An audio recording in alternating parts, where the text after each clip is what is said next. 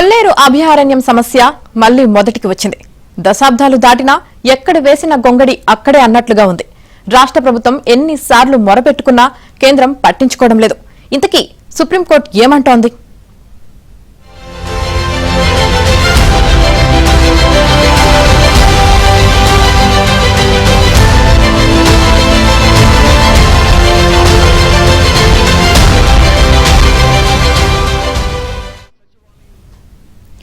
కొల్లేరుపై వివాదం కొనసాగుతూనే ఉంది. అక్కడి అభయారణ్యాన్ని రక్షించాలని కొందరు అంటున్నారు. కాంటూరు పరిధిని తగ్గించి తమకు ఉపాధి కల్పించాలని కొల్లేరు వాసులు డిమాండ్ చేస్తున్నారు. బంతి సుప్రీంకోర్టులో ఉండడంతో ఏం చేయాలో తెలియని స్థితిలో కేంద్ర రాష్ట్ర ప్రభుత్వాలు కొట్టుమిట్టాడుతున్నాయి. మరోపక్క కాంటూరు పరిధిని తగ్గిస్తామంటూ ప్రజాప్రతినిధులు కొల్లేరు వాసులకు హామీలిస్తున్నారు. అసలేం జరుగుతోంది? ఏబిఎన్ స్పాట్లైట్ లో చూద్దాం.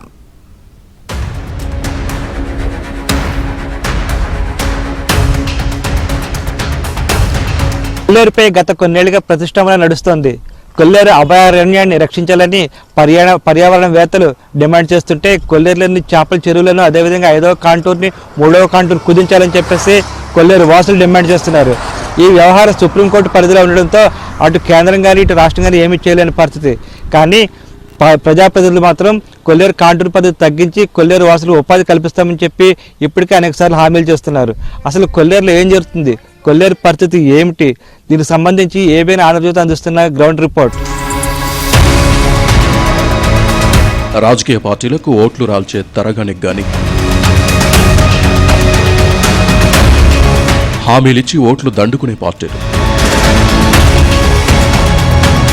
ఎన్నికల సమయంలో ప్రతి పార్టీ కొల్లేరు కాంటూరును కుదిస్తామంటాయి.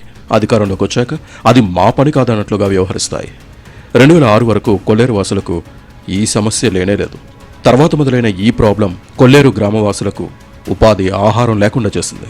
వేలాది మంది ప్రజల వలసలకు దారితీసింది.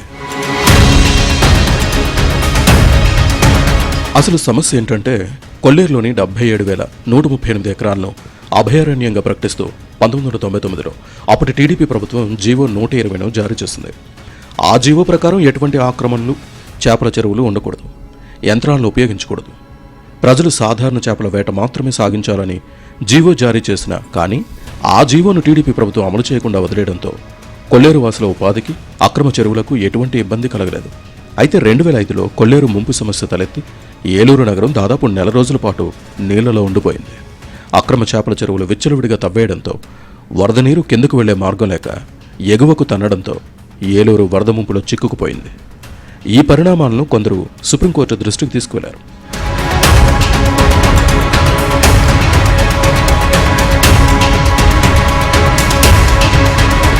పిటిషన్ను విచారించిన సుప్రీంకోర్టు ఒక సాధికార కమిటీని నియమించి కొల్లేరులోని పరిస్థితుల్ని అధ్యయనం చేయించింది. క్షేత్రస్థాయిలో పర్యటించిన ఆ కమిటీ దాదాపు 30,000 ఎకరాల్లో అక్రమ చెరువులున్నాయని సుప్రీంకోర్టుకు నివేదించింది. దాంతో ఆ చేపల చెరువులను ధ్వంసం చేయాలని సుప్రీంకోర్టు ఆదేశించింది. 2005లో అప్పటి రాజశేఖర రెడ్డి ప్రభుత్వం కొల్లేరులోని అన్ని అక్రమ చెరువులను ధ్వంసం చేసింది. అక్రమ చెరువులతో పాటు కొల్లేరు 5వ కాంటూరు పరిధిలో ఉన్న దాదాపు 7,000 ఎకరాల జిరాయితీ భూముల్లోని చెరువులను అధికారులు ధ్వంసం చేశారు. ప్రస్తుతం కొల్లేరులోని కొట్టేసిన చేపల చెరువుల దగ్గర ఉన్నాము. కొల్లేరు అభయారణ్యం పరిధిలోని 5వ కాంటూరులో చేపల చెరువులు ఉన్నాయని చెప్పేసి వీటిని అక్రమ చేపల చెరువులు అని చెప్పి ధ్వంసం చేశారు. అయితే చాలా చోట్ల అయితే జిరాయితీ భూముల్లోని చెరువులు కూడా ధ్వంసం చేశారు. ప్రధానంగా జిరాయితీ భూములు 5వ కాంటూరులో ఉన్నాయి కాబట్టి వాటిని ధ్వంసం చేస్తామని చెప్పేసి అటవీ శాఖ అధికారులు చెప్తున్నారు. కానీ నిబంధనల ప్రకారం చూసినా సరే, యాజమాన్య హక్కుల ప్రకారం చూసినా సరే జిరాయితీ భూముల్లోని చెరువులని కొట్టడానికి ఎటువంటి అవకాశం లేదు.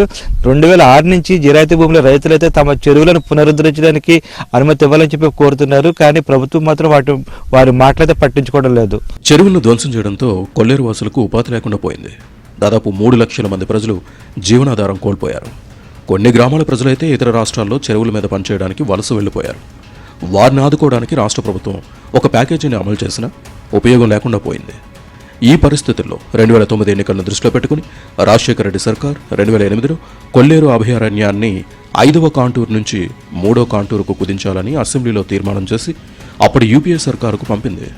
అలా తగ్గించడం వల్ల అభయారణ్యం విస్తీర్ణం దాదాపు 40,000 ఎకరాలు తగ్గి ఆ భూములన్నీ పేదలకు అందుబాటులోకి వస్తాయనేది ఈ తీర్మానం సారాంశం.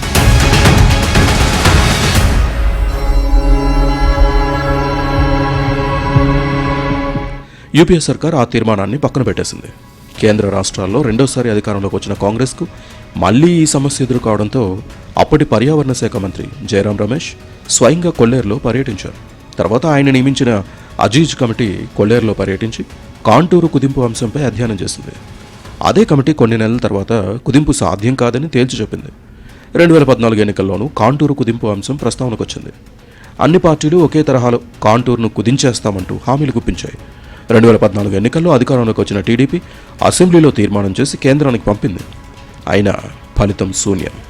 ఆ నేపథ్యంలోనే కేంద్రం, అటవీ పర్యావరణ శాఖ మంత్రి ప్రకాష్ జవదేకర్ కూడా కొల్లేరులో పర్యటించారు.